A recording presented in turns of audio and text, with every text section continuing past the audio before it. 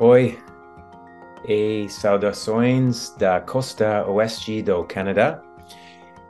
Obrigado pelo seu interesse em meu novo livro e por esta oportunidade de compartilhar algumas das ideias em Quando a psique canta, a música na psicoterapia junguiana.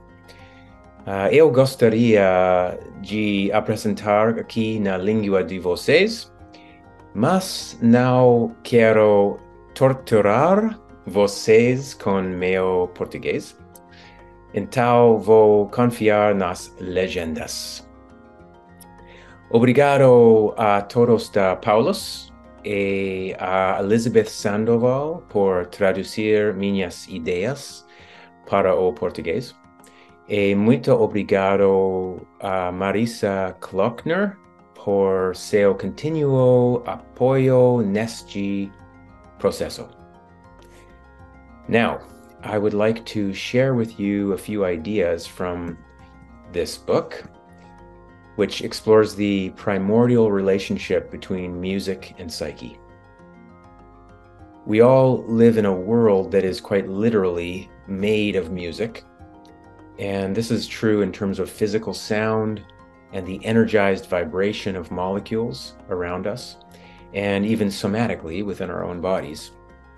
But more significantly, this is true as a symbolic reality regarding the musical field, that is the ecosystem within which we actually live out our human lives.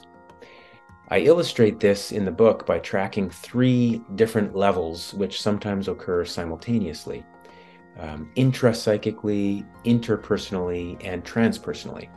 So intrapsychically means within our psychology and our interiority, our interior subjective experience. Interpersonally, in our relationships with partners, friends, family, and coworkers. And transpersonally, in the realm of the collective, the political, the international, the ecological, and beyond. One of the basic ideas in this book is that sound triggers psychic contents.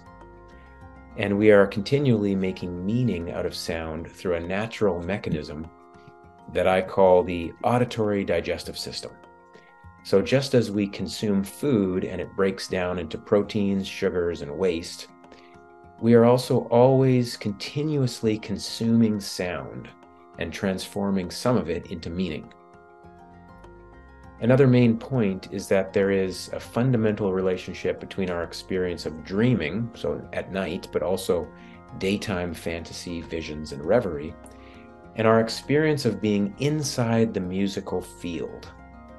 So there's this fundamental relationship between dreaming and what's called musicking.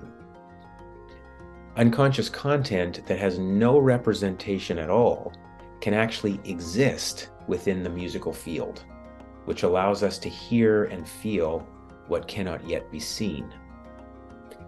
We tend to get defensively ejected out of this rich, alive, musical world of vitality into a very thin, concretized, literalized, reductive world of survival alone, especially when we're possessed by a complex, including the ego complex itself, which can result in experiences and reenactments of depression, anxiety, grief, and even trauma. In the book, I share some of the main components of how I work with patients psychoanalytically through musical processes, which is a model of depth psychology that I refer to as archetypal music psychotherapy. After working with thousands of patients and workshop participants in many different countries over the past 10 years, here are the main 6 principles that have emerged and continue to emerge from this work, which I explore in detail within the book. So I'll just read them here. The first one is perception is a creative act. Perception is actually not receptive, but it's actually an act of creation. Number 2, loosening attachment to mastery can actually liberate expression. Number 3, improvisation is the inner state manifested in outer form. And in the work that I do, we do quite a bit of musical improvisation as well as recording improvisations, and then working with the recording. Number 4, sound is an image, which can be a glimpse of wholeness. So think about a mandala or various images of harmonious, completeness or totality. Musical mandalas actually emerge in the improvisational music from time to time, or throughout the trajectory of the psychoanalytic work that we do together.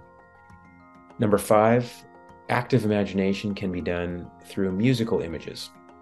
And number 6, holding irrelevant aspects in a constellation can lead to consilience. So holding various points together in the mind, or in the interaction, in the transference, in the interaction, the transferential field, can actually eventually lead to consilience, a jumping together, consilience.